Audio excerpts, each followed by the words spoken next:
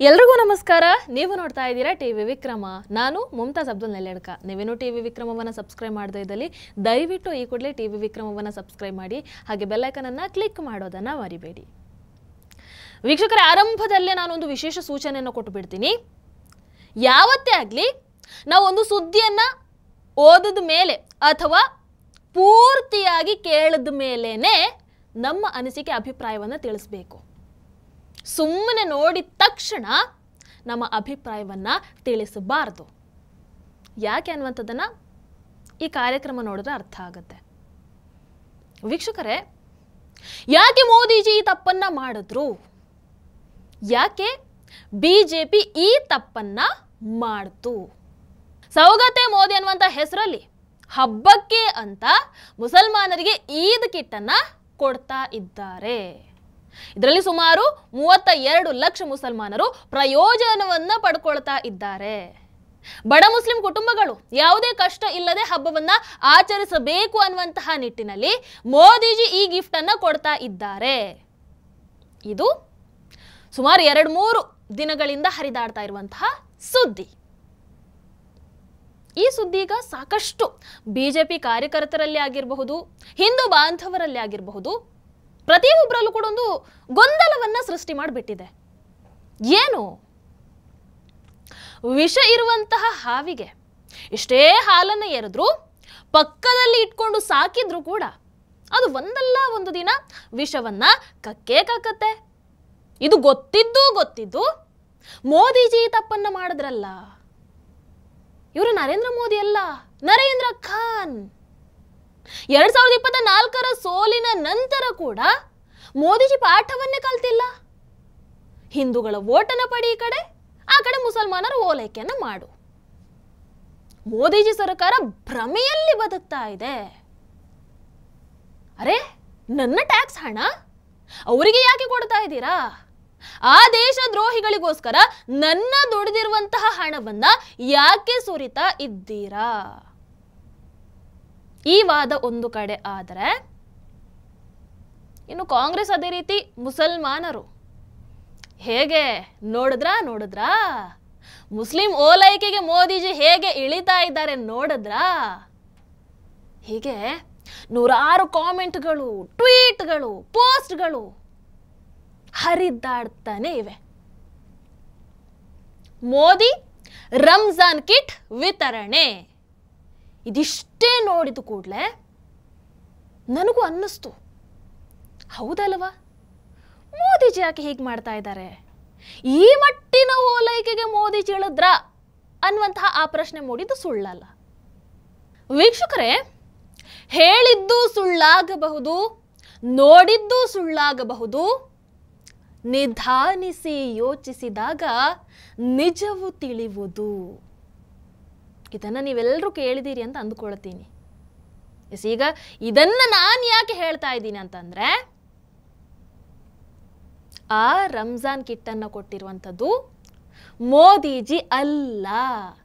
ಆ ರಂಜಾನ್ ಕಿಟ್ ಅನ್ನು ಕೊಟ್ಟಿರುವಂಥದ್ದು ಮೋದಿಜಿ ಸರ್ಕಾರ ಅಲ್ಲ. ಅದನ್ನ ಕೊಟ್ಟಿರುವಂಥದ್ದು ಮೈನಾರಿಟಿ ಮೋರ್ಚಾ, ಬಿಜೆಪಿ ಅಲ್ಪಸಂಖ್ಯಾತ ಮೋರ್ಚಾ ಅದನ್ನ ಕೊಟ್ಟಿರುವಂಥದ್ದು.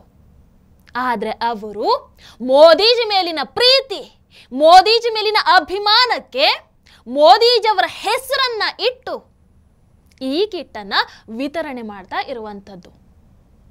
ಇದರಲ್ಲಿ ನೀವು ಹೇಳ್ತಾ ಇರುವ ಹಾಗೆ ನಿಮ್ಮ ಯಾರ ಟ್ಯಾಕ್ಸ್ ಹಣ ಕೂಡ ಬಳಕೆ ಆಗಿಲ್ಲ.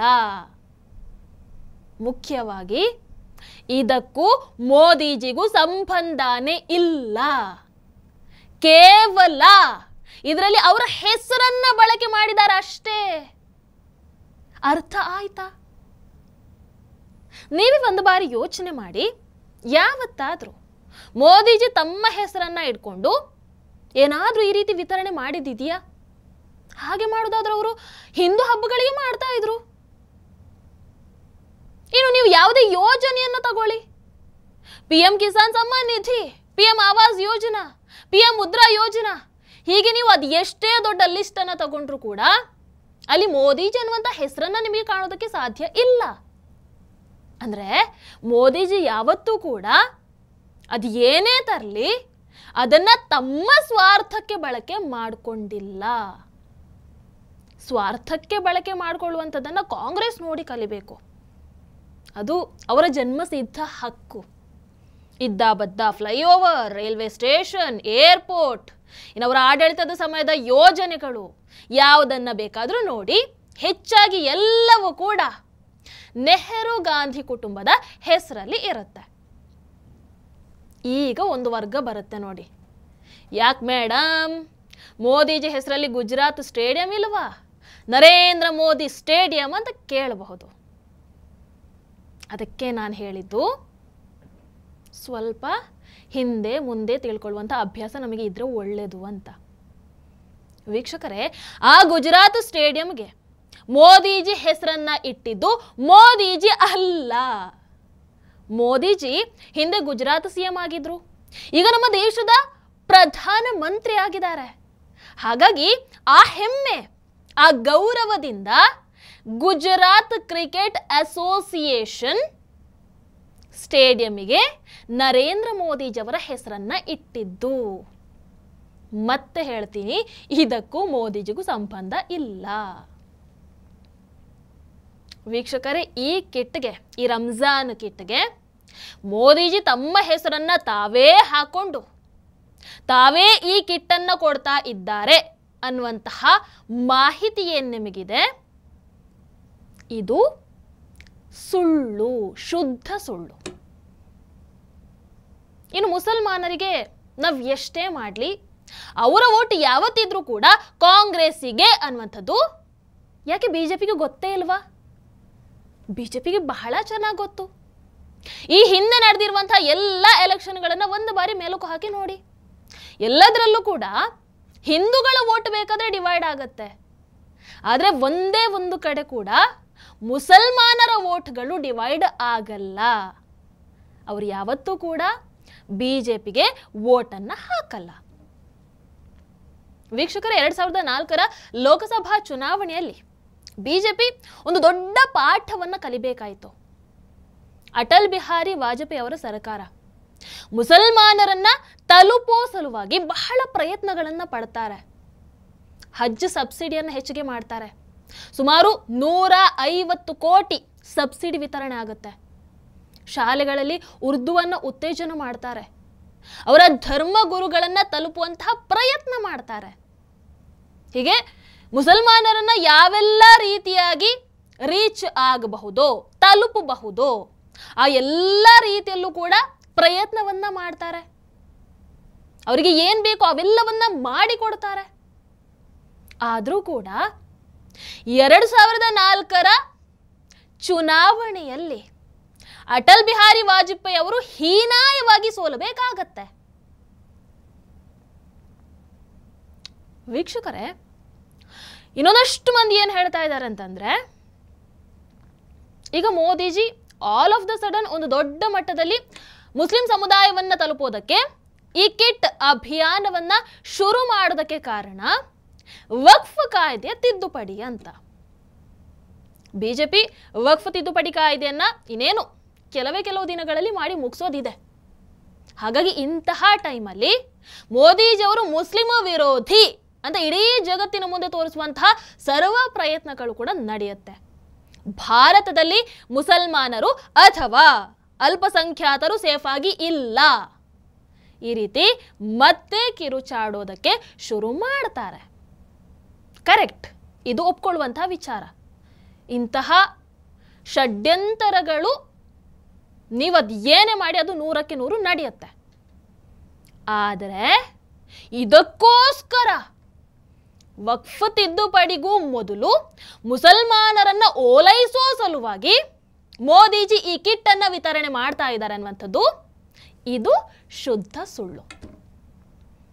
ನಿಮಗೆ ನೆನಪಿರಬಹುದು, ಹಿಂದೆ ಬಿಜೆಪಿ ಕೃಷಿ ಮಸೂದೆಯನ್ನ ತರೋದಕ್ಕೆ ಹೊರಟಾಗ ಅಥವಾ CAA NRC ಇವುಗಳ ಜಾರಿಗೆ ಮುಂದಾದಾಗ ಇಡೀ ದೇಶದಲ್ಲಿ ಯಾವ ರೀತಿ ಪ್ರತಿಭಟನೆ ನಡೆದಿತ್ತು ಅಂತ ನೀವು ನೋಡಿದ್ದೀರಾ. ಎಂತಹ ಪರಿಸ್ಥಿತಿಯನ್ನ ನಿರ್ಮಾಣ ಮಾಡ್ತಾರೆ ಅಂತ ನಿಮಗೆ ಗೊತ್ತು, ನೀವು ನೋಡಿರ್ತೀರಾ. ನಿಜ ಹೇಳ್ಬೇಕಂದ್ರೆ ಅಲ್ಲಿ ಪ್ರತಿಭಟನೆ ಮಾಡುವಂತಹ ಯಾರಿಗೂ ಕೂಡ ತಾವು ಯಾಕಾಗಿ ಪ್ರತಿಭಟನೆಯನ್ನ ಮಾಡ್ತಾ ಇದ್ದೀವಿ, ಆ ಮಸೂದೆ ಏನನ್ನ ಹೇಳುತ್ತೆ, ಇವುಗಳ ಬಗ್ಗೆ ಒಂಚೂರು ಐಡಿಯಾ ಇರಲ್ಲ. ಯಾರೋ ಏನೋ ಹೇಳ್ತಾರೆ, ಕರ್ಕೊಂಡು ಬರ್ತಾರೆ, ಇವರು ಬರ್ತಾರೆ, ಬೀದಿಯಲ್ಲಿ ನಿಂತು ಲಬಲಬು ಅಂತ ಬಡ್ಕೊಳ್ತಾರೆ ಅಷ್ಟೇ. ಈಗ ವಕ್ಫ್ ಮಸೂದೆ ತಿದ್ದುಪಡಿ ಸಮಯದಲ್ಲೂ ಕೂಡ ನೀವು ಅದು ಏನೇ ಮಾಡಿ ಅಂತಹ ಪರಿಸ್ಥಿತಿ ನಿರ್ಮಾಣ ಆಗೋದು ಗ್ಯಾರಂಟಿ. ಯಾಕಂದರೆ ಇಷ್ಟೆಲ್ಲ ನೋಡಿದ ಮೇಲೆ ಅದು ನಾವು ಅರ್ಥ ಮಾಡ್ಕೊಳ್ಬೇಕಾಗತ್ತೆ, ಕಾಮನ್ ಸೆನ್ಸ್ ಅಂತಲೇ ಹೇಳಬೇಕಾಗ್ಬೋದು. ಅದಕ್ಕಾಗಿ ವಿಪಕ್ಷಗಳು ಕೂಡ ಕಾಯ್ಕೊಂಡು ಕೂತಿವೆ. ಹಾಗಂತ ಅದಕ್ಕೋಸ್ಕರ ಮೋದಿಜಿ ಹೆದರಿ ಮುಸಲ್ಮಾನರನ್ನ ಓಲೈಕೆ ಮಾಡಿಕೊಂಡು ಕೂರುವಂತಹ ಸೀನೋ ಅಥವಾ ಕಾಯ್ದೆಯನ್ನು ಜಾರಿಗೆ ತರೋದ್ರ ಬಗ್ಗೆ ಮತ್ತೊಮ್ಮೆ ಯೋಚನೆ ಮಾಡುವಂತಹ ಸೀನೋ ಇದ್ಯಾವುದು ಇಲ್ಲ. ದೇಶದ ಜನರ ಒಳಿತಿಗೆ ಏನು ಬೇಕೋ ಅದು ಎಂತಹದ್ದೇ ಅಡೆತಡೆ ಇರಲಿ, ಅದು ಎಂತಹದ್ದೇ ಅಡೆತಡೆ ಬರಲಿ, ಮೋದಿಜಿ ಮಾಡಬೇಕಾಗಿರುವಂತಹ ಕೆಲಸವನ್ನ ಮಾಡೇ ಮುಗಿಸ್ತಾರೆ, ಬಿಡಲ್ಲ. ಆದರೂ ಬಿಜೆಪಿ ಯಾವುದೇ ಪ್ರತಿಭಟನೆ ಇಲ್ಲದೆ ವಕ್ಫ್ ಮಸೂದೆಯನ್ನು ಅಂಗೀಕರಿಸೋದಕ್ಕೆ ಪ್ರಯತ್ನವನ್ನ ಮಾಡ್ತಾ ಇದ್ದಾರೆ. ಆದರೆ ಅದ್ಭುತ ಅಲ್ವಾ, ಏನಾಗುತ್ತೆ ನೋಡೋಣ. ಮತ್ತೆ ಮತ್ತೆ ಮತ್ತೆ ಹೇಳ್ತಾ ಇದ್ದೀನಿ, ಆ ರಂಜಾನ್ ಕಿಟ್ಗೂ ಮೋದಿಜಿಗೂ ಅಥವಾ ಮೋದಿಜಿ ಸರ್ಕಾರಕ್ಕೂ ಯಾವುದೇ ಸಂಬಂಧ ಇಲ್ಲ. ದಯವಿಟ್ಟು ಅರ್ಧಂಬರ್ಧ ತಿಳ್ಕೊಂಡು ಮೋದಿಜಿ ಬಗ್ಗೆ ತಪ್ಪು ಮಾತಾಡುವಂತಹ ಆ ಕೀಳು ಮಟ್ಟಕ್ಕೆ ದಯವಿಟ್ಟು ಇಳಿಬೇಡಿ. ಇದು ನನ್ನ ಕೋರಿಕೆ. ನಿಮ್ಮ ಅನಿಸಿಕೆಯನ್ನು ದಯವಿಟ್ಟು ಕಾಮೆಂಟ್ ಮೂಲಕ ತಿಳಿಸಿ. ಹಾಗೆ ವಿಡಿಯೋ ನಿಮಗೆ ಇಷ್ಟ ಆದಲ್ಲಿ ಲೈಕ್ ಮಾಡಿ, ಶೇರ್ ಮಾಡಿ. ನಮಸ್ಕಾರ. ಟಿವಿ ವಿಕ್ರಮ, ದೇಶ ನಿಮ್ಮ ಕೈಯಲ್ಲಿ. ಈ ಕಾರ್ಯಕ್ರಮ ನಿಮಗೆ ಇಷ್ಟ ಆಗಿದ್ದಲ್ಲಿ ಲೈಕ್, ಶೇರ್ ಹಾಗೂ ಕಮೆಂಟ್ ಮಾಡಿ. ಟಿವಿ ವಿಕ್ರಮದ ಕಾರ್ಯಕ್ರಮಗಳನ್ನು ನಿರಂತರವಾಗಿ ವೀಕ್ಷಿಸಲು ಸಬ್ಸ್ಕ್ರೈಬ್ ಮಾಡಿ, ಬೆಲ್ ಐಕನ್ ಒತ್ತಿ.